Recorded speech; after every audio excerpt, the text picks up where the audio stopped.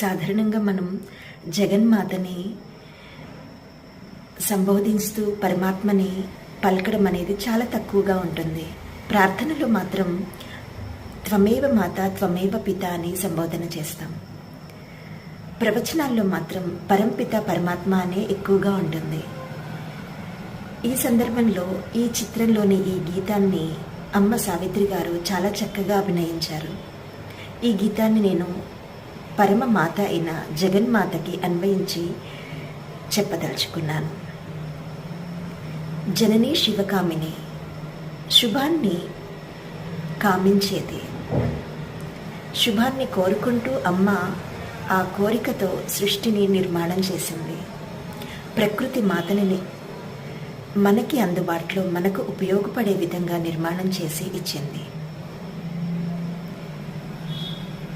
ఎవరి కోసం? అమ్మ కోసం కాదు, మన కోసం. జయ శుభకారిణి విజయరూపిణి, శుభాన్ని కలిగించే అమ్మ విజయరూపిణి. అమ్మకి అపజయాలంటూ ఏ కార్యంలో ఉండవు. అమ్మవి నీవే అఖిల జగాలకు, అమ్మలుగన్నా అమ్మవి నీవే. అఖిల జగత్తుని నిర్మాణం చేసిన అమ్మ లోకంలో కనిపిస్తున్న తల్లందరికీ తల్లి. నీ శరణు కోరి వచ్చాను, కరుణ చూపించమని కోరుకోవడం.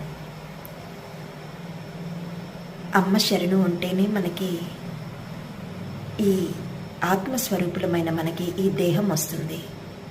ఈ దేహంతో మనం అన్నీ సాధించుకోగలం. నీ దరిన ఉన్న కలుగు, నీ దరిన ఉన్న నీ సమీపంలో ఉంటే కనుక మాకు భయాలు ఉండవు. ఎలా అండి? సమీపం అంటే స్థానం విషయం కాదు. ఇక్కడ భగవంతుని సమీపానికి ఎవరు చేరగలుగుతారు? ధర్మాచరణ చేసిన వాళ్ళు, అమ్మ చెప్పిన ఆజ్ఞని పాటించిన వాళ్ళు. అలా అమ్మకి సమీపంలో చేరితే మనకి భయాలు తొలగిపోతాయి. నీ దయ ఉన్న కలుగు శుభాలు. నీ దయ ఉంటేనే మాకు జయాలు కలుగుతాయి.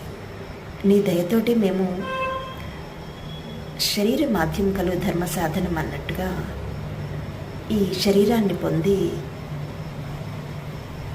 ఇంద్రియాలతో గొప్ప గొప్ప గురువుల మార్గదర్శనంతో మనం మోక్ష సాధన చేసుకోవడానికి ఉన్నతమైన అవకాశం ఇచ్చింది అమ్మ.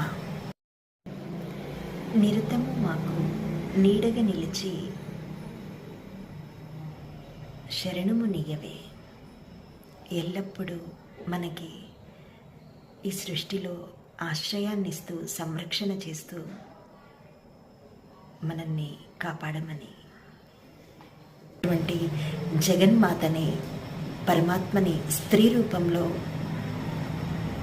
ప్రార్థించుకుంటూ మనకి జయం కలగాలి అని కోరుకుంటూ ధన్యవాదాలు. నమస్తే.